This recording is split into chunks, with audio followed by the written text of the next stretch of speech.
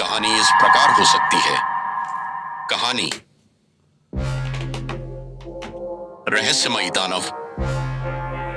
बहुत समय पहले की बात है। एक दूर दराज के गांव में एक रहस्यमयी दानव का आतंक था।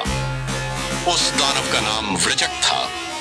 वह एक विशालकाय डरावना दानव था जिसकी आंखों से आग निकलती थी और उसका शरीर धुआं छोड़ता था। यह दानव हर रात गांव में आता और अजीब अजीब घटनाएं घटित करता। लोग मानते थे कि वृचक गांव में किसी खास उद्देश्य से आता है, लेकिन कोई भी यह नहीं जानता था कि उसका असली मकसद क्या था। कुछ दिन बाद गांव में एक युवा योद्धा नामक आदित्य आया, जो ये जानने के लिए आया था कि आखिरकार इस रहस्यमयी दानव का रहस्य क्या है। आदित्य ने कई दिनों तक गांव के बुजुर्गों से सुनी हुई कहानियां सुनी और हर रात वृचक को पकड़ने की योजना बनाई। एक रात आदित्य वृचक के पीछे पीछे गांव के जंगल में गया। वहां उसने देखा कि वृचक कोई सामान्य दानव नहीं था, बल्कि वह एक कर्स्ड आत्मा थी जो पुराने समय में एक महान योद्धा थी। उसकी आत्मा को एक तंत्र मंत्र द्वारा बंधक बना लिया गया था और वह शांति नहीं पा सका था।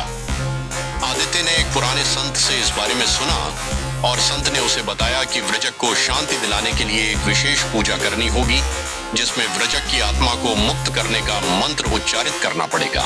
आदित्य ने यह पूजा की और वृचक की आत्मा को शांति दी, जिसके बाद वह दानव अब गांव के लिए खतरा नहीं रहा।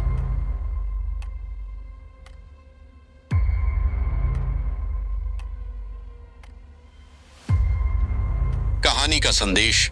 इस कहानी से यह संदेश मिलता है कि कभी कभी हमें किसी डरावने या रहस्यमयी चीज के पीछे छुपी हुई सच्चाई को जानने की कोशिश करनी चाहिए, क्योंकि अक्सर जो हमें डराता है वह कोई असली खतरा नहीं होता, बल्कि किसी और की परेशानी का परिणाम होता है। यह कहानी एक रहस्यमयी दानव के बारे में थी जो एक छिपी हुई सच्चाई और शांति की तलाश में था। ऐसी कहानियां अक्सर हमें यह सिखाती हैं कि हर समस्या का